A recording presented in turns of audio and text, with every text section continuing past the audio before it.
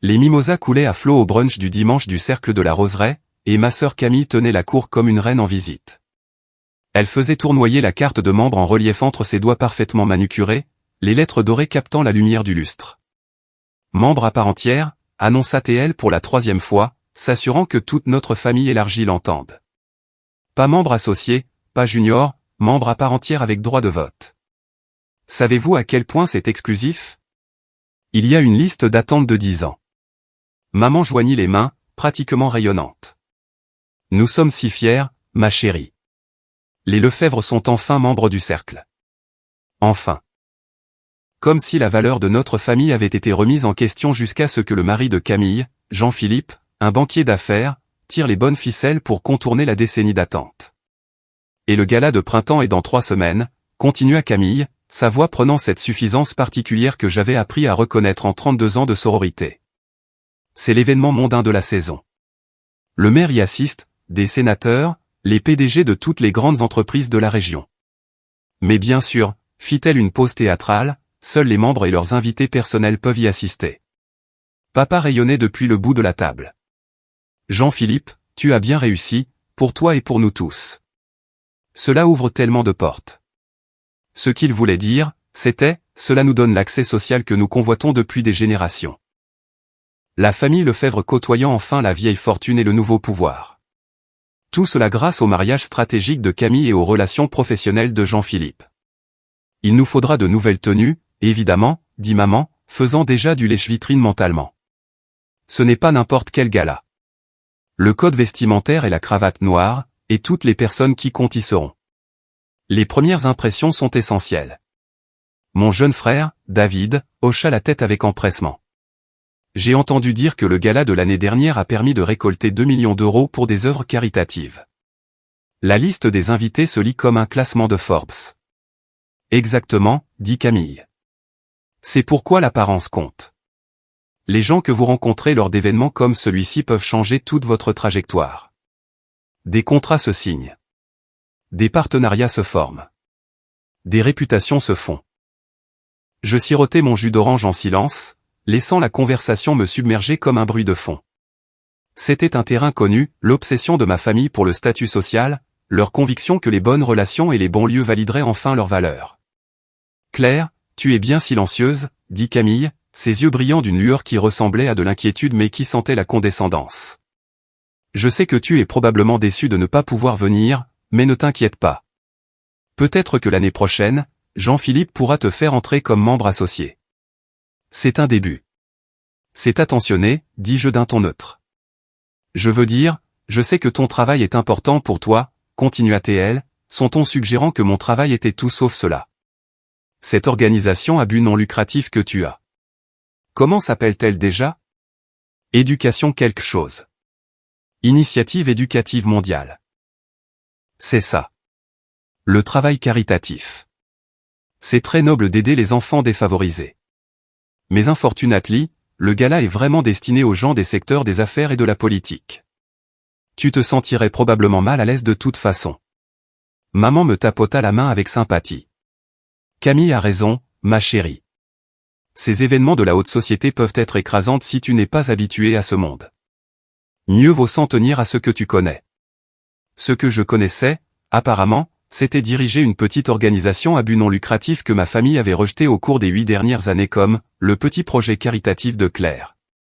Ce qu'il ne savait pas, parce qu'il n'avait jamais demandé, c'est que l'initiative éducative mondiale était passée d'une organisation de base servant 200 étudiants à une fondation internationale opérant dans 47 pays avec un budget annuel de 180 millions d'euros. Il ne le savait pas parce que les indicateurs qu'il valorisait étaient la visibilité sociale et les adhésions à des cercles privés, pas les rapports d'impact montrant 2,3 millions d'enfants éduqués ou des partenariats avec 15 gouvernements nationaux.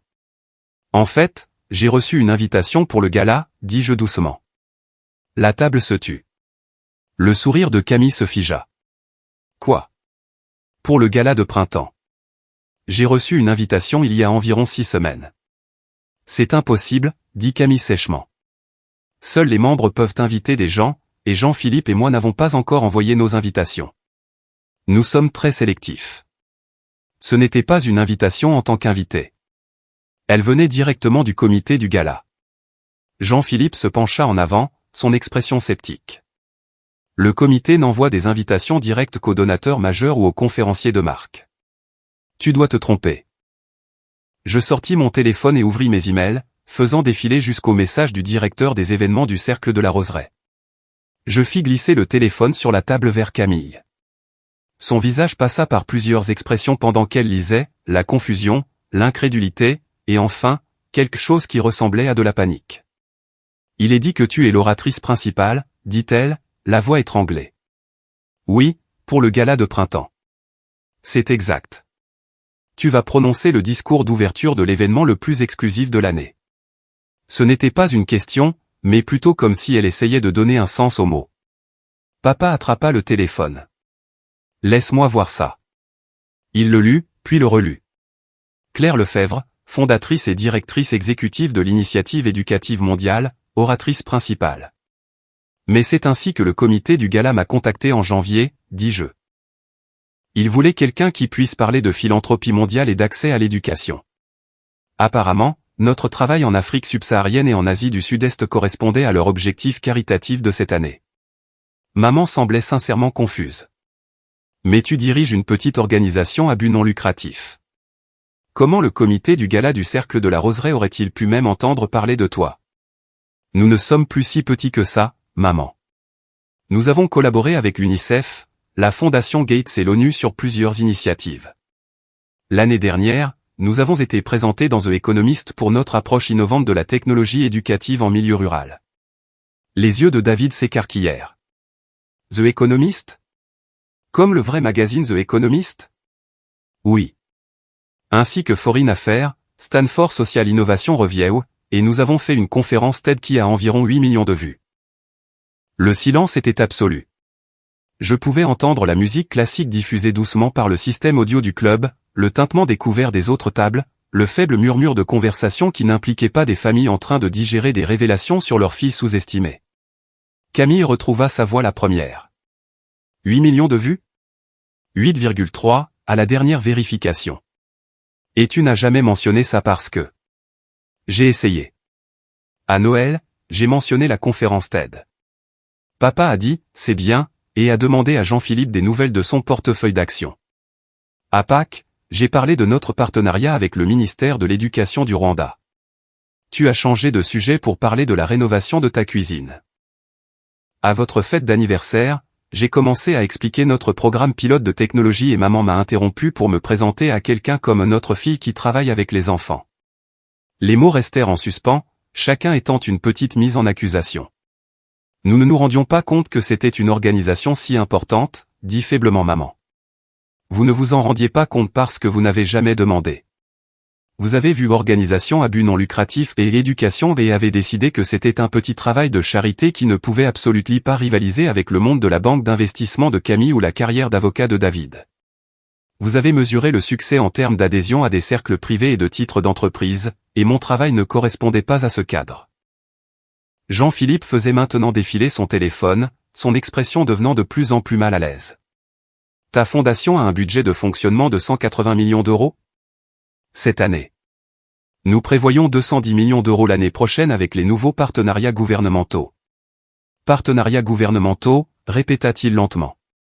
Avec quel gouvernement? Actuellement, le Kenya, la Tanzanie, le Rwanda, le Vietnam, le Cambodge, l'Indonésie, et nous venons de signer avec les Philippines et le Bangladesh. Nous sommes en pourparlers avec l'Inde et plusieurs pays d'Amérique latine. Le visage de papa avait pâli. Tu travailles avec des gouvernements étrangers? Oui, nous fournissons des infrastructures éducatives, des programmes de formation pour les enseignants et des systèmes technologiques. C'est assez complexe, c'est pourquoi j'ai arrêté d'essayer de l'expliquer lors des dîners de famille quand les yeux de tout le monde devenaient vitreux. Camille fixait toujours l'email sur mon téléphone. L'oratrice principale est présentée par le président du cercle. Ta biographie sera dans le programme de l'événement. Tout le monde saura que ma sœur dirige une grande fondation internationale. Oui, je suppose que oui. Mais j'ai dit à tout le monde que tu travaillais pour une petite œuvre de charité, murmura-t-elle. J'ai dit que tu étais très douce avec les enfants mais que tu ne comprenais pas vraiment les affaires. Tu as dit ce que tu avais besoin de dire pour maintenir ta position de réussite familiale, dis-je. Je comprends. Ça a été ton rôle pendant longtemps. Le mimosa de maman était resté intact, la condensation formant une flaque sur la nappe blanche. Quand tu disais que tu voyageais pour le travail, tu rencontrais des responsables gouvernementaux? Parfois. D'autres fois, c'étaient des donateurs de la fondation, des organisations partenaires, des comités de l'ONU, des ministres de l'Éducation. Le mois dernier, j'étais à Genève pour une conférence sur les initiatives mondiales d'alphabétisation. Le mois d'avant, à Nairobi pour notre sommet régional d'Afrique de l'Est. Tu n'as jamais dit que c'était si important, protesta maman. J'ai dit que je prenais la parole lors de conférences internationales. Vous avez supposé que c'était de petites réunions universitaires. J'ai mentionné des réunions avec des ministres de l'Éducation. Vous avez pensé que je parlais de directeurs d'écoles locales. Je vous ai dit que nous nous étendions à de nouveaux pays. Vous avez souri, hoché la tête et m'avez demandé si j'avais rencontré des hommes sympathiques en voyageant. La vérité s'installait sur la table comme un brouillard, froid, inconfortable et impossible à ignorer. Mon téléphone vibra. Un texto de mon assistante, confirmation de l'appel de demain avec le ministre de l'Éducation des Pays-Bas à 9 h, heure de Paris. De plus, la Banque mondiale a approuvé la proposition de subvention, 14 millions d'euros sur 3 ans. Félicitations. J'y jetai un coup d'œil et posai le téléphone. 14 millions d'euros. Une goutte d'eau dans notre budget annuel maintenant, mais toujours une victoire significative. C'était qui? Demanda Camille, d'une petite voix. Mon assistante, qui confirme un appel avec un ministre. Quel gouvernement? Les Pays-Bas. Ils sont intéressés à reproduire notre modèle technologique pour les programmes d'éducation des réfugiés. David rit, d'un rire aigu, presque hystérique. Bon sang, Claire. Tu es consultante pour des gouvernements européens? Plusieurs, oui. L'éducation est universelle. Les bons modèles sont transposables au-delà des frontières. Papa lisait maintenant quelque chose sur son téléphone, ses doigts se déplaçant rapidement sur l'écran. Il y a des centaines d'articles sur toi. Forbes, Bloomberg, Chronique de la philanthropie. Il te qualifie de l'une des voix les plus innovantes de la réforme de l'éducation mondiale. C'est flatteur. Flatteur? Sa voix monta légèrement. Tu as fait un exposé devant l'Assemblée générale des Nations unies. 2 fois, en fait. Une fois sur l'accès à l'éducation, une autre sur l'intégration technologique dans les régions en développement. Maman avait l'air sur le point de pleurer. Nous ne savions pas honnêtement, nous ne savions pas, vous ne vouliez pas savoir. Mon travail n'était pas accompagné d'une adhésion à un cercle privé, d'un bureau de direction, ou de choses dont vous pouviez vous vanter lors de dîners. Alors, vous l'avez rejeté comme dû au travail caritatif et êtes passé à des sujets que vous trouviez plus impressionnants. Jean-Philippe faisait toujours défiler, son visage devenant de plus en plus rouge. Tu as levé plus de 400 millions d'euros de financement depuis la création de l'organisation. 440 millions, mais qui compte? Je gère un portefeuille de 190 millions d'euros et je pensais bien m'en sortir. Tu t'en sors bien, dis-je honnêtement. Ton travail est impressionnant, mais le mien aussi. La différence, c'est que ta famille a célébré tes réussites tandis que la mienne a ignoré les miennes parce qu'elle ne les comprenait pas, les mains de Camille tremblaient légèrement. Le comité du gala t'a choisi comme oratrice principale au lieu de capital risqueur et de PDG du CAC 40. Il voulait quelqu'un axé sur l'impact social plutôt que sur les marges de profit. Notre travail correspondait à leur mission cette année. Mais tu vas parler dans mon cercle privé, à l'événement que je prépare en tant que nouvel membre. Tout le monde sera concentré sur toi. Voilà le vrai problème, non pas qu'elle m'ait sous-estimé ou méprisé mon travail pendant des années, mais que je lui volais involontairement la vedette lors de son moment de triomphe social. Je n'ai pas prévu cela pour t'embarrasser, dis-je doucement. J'ai accepté l'invitation parce que c'est une bonne plateforme pour discuter de notre travail et potentiellement rencontrer des donateurs. Je ne savais pas que tu venais de recevoir ton adhésion ou que c'était ton premier grand événement là-bas. Mais ça l'est, dit-elle, la voix légèrement brisée. C'est mon premier événement, et je voulais faire la bonne impression. Je voulais que les gens me voient comme quelqu'un qui compte, et maintenant ils vont me voir comme la sœur de l'oratrice principale à la place. L'honnêteté dans sa voix était presque douloureuse. Camille, dis-je doucement, tu comptes. Ton travail compte. Tes réussites sont réelles. Mais tu ne peux pas construire ta valeur sur le fait d'être meilleur que moi ou plus réussi que moi. Ce n'est pas durable, et ce n'est juste pour aucune de nous deux. Maman tamponna ses yeux avec sa serviette. Nous avons été terribles, n'est-ce pas? Vous avez été humain. Vous avez valorisé ce que vous compreniez et rejeté ce que vous ne compreniez pas. Ça a fait mal, mais j'ai survécu. J'ai construit quelque chose de significatif malgré tout. Sans notre soutien, dit lourdement papa. Sans votre reconnaissance, mais j'avais des soutiens, mon conseil d'administration, mes donateurs, mon personnel, les communautés que nous servons. J'ai trouvé la validation dans le travail lui-même plutôt que d'attendre que vous le remarquiez. Le brunch continuait autour de nous, d'autres familles riant, mangeant et célébrant leur propre réussite. Mais à notre table, il n'y avait qu'un silence inconfortable et le poids des années de suppositions qui s'effondraient. Que se passe-t-il maintenant? Demanda finalement David. Je prononce mon discours dans 3 semaines. Vous y assistez tous en tant qu'invités de Camille et Jean-Philippe. Vraisemblablement, nous allons de l'avant. Juste comme ça? La voix de Camille était sèche. On fait juste semblant de ne pas avoir passé des années à te mépriser? Non, nous reconnaissons que c'est arrivé et nous décidons si nous voulons faire mieux. Mais je ne suis pas intéressé à vous faire ramper ou à vous faire sentir pire que vous ne l'êtes déjà.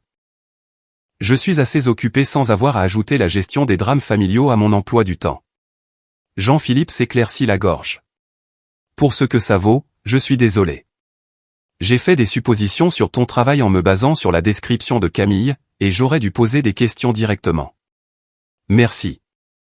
Et Claire, dit doucement Camille, je suis désolé. J'étais jalouse.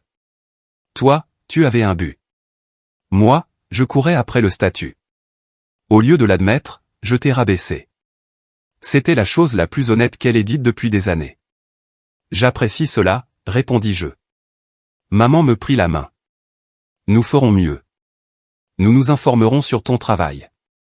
Nous te soutiendrons au gala, au premier rang. Ce serait bien. Dans les semaines qui suivirent, ma famille tint parole. Papa lut tous les articles.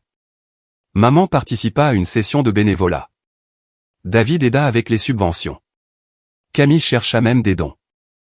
Et ils se préparèrent pour le gala avec précision. Le cercle de la roseraie scintillait. Lustres, orchidées, porcelaine dorée. Ma famille arriva ensemble, parfaitement habillée, le premier rang réservé. Les invités affluaient, maires, sénateurs, PDG, famille de la vieille fortune. C'était le monde de Camille, mais ce soir, elle n'était pas la star. En coulisses, le président m'accueillit. Votre travail est inspirant. Tant de gens voulaient entendre votre discours plus tôt.